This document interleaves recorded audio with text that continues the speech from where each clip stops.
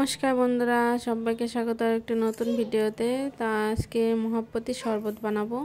এই জন্য এখানে এই যে তরমুজ নিয়ে নিলাম, আর এই যে এখানে তকমা দানা ভিজিয়ে রাখছি।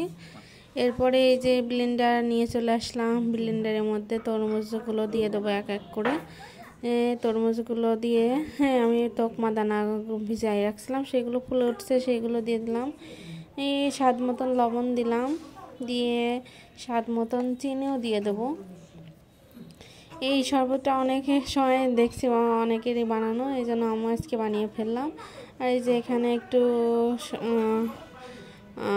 ভ্যানিলা আইসক্রিম, সেটা একটু দিয়ে দিলাম, আর সাথে একটু লিকুইড দুধ দিয়ে দেবো। এই যে হালকা গরম উষ্ণ গরম দুধ দিয়ে এবার ব্লেন্ডারে ব্লেন্ড করে নেবো আমি।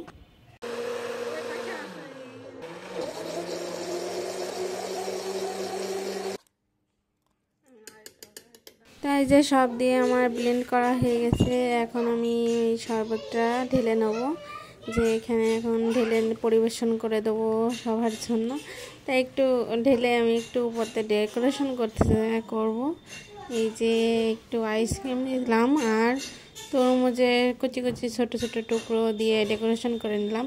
তা কেমন হয়েছে আজকের আমাদের মহাপতি শরবত? ভালো লাগলে অবশ্যই লাইক, কমেন্ট, শেয়ার এবং সাবস্ক্রাইবটা করে দেবেন। আজকের মতন টাটা।